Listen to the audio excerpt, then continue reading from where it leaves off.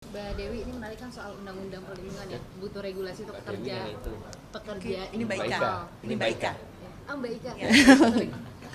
Beda. Nggak apa-apa. Sorry Mbak. Iya, pertanyaanku ini kan menarik tadi Mbak membahas menyinggung soal undang-undang untuk pekerja informal ya, regulasi untuk hak ketenaga kerjaannya gitu. Dan ini disampaikan ke PSI gitu, ke Mas Kaisang yang notabene-nya belum masuk di parlemen di periode DPR saat ini. Nah, ini apakah nanti berharap akan masuk parlemen dan kemudian ini menjadi prioritas programnya Mas Kaisang dan menilai ini menjadi urgensi dari program PSI sendiri atau gimana sih? Ya dengan hadir ke sini kan artinya kalau kita sudah punya harapan ke orang gitu, kita juga pasti mensupport ya supaya orang tersebut juga punya kapasitas untuk mewujudkan harapan-harapan yang hari ini kita sampaikan. Jadi kami juga dengan teman-teman di bawah juga pasti akan mendorong gimana caranya nih PSI bisa masuk parlemen gitu sih.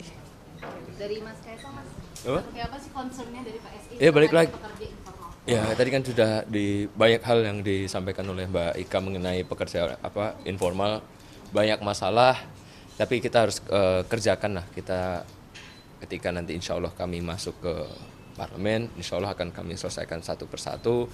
Dan tadi saya juga bilang ke Mbak Ika juga kalau bisa masalahnya jangan eceran, grosiran nanti kita selesaikan secara grosiran juga gitu loh.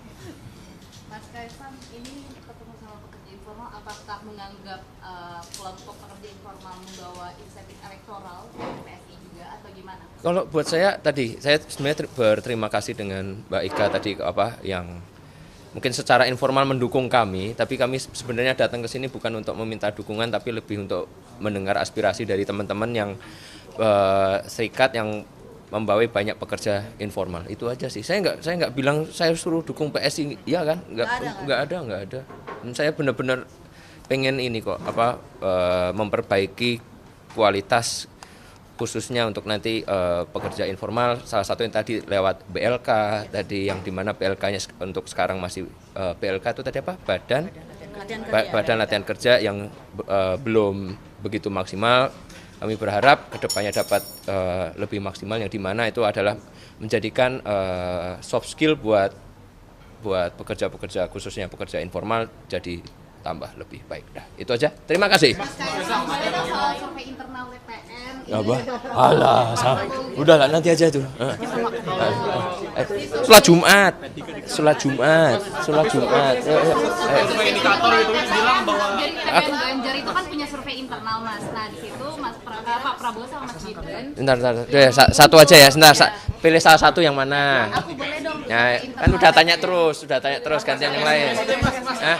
Ya itu gantian biar gantian. Kan ya salahnya sendiri belum nanya. Nah, itu.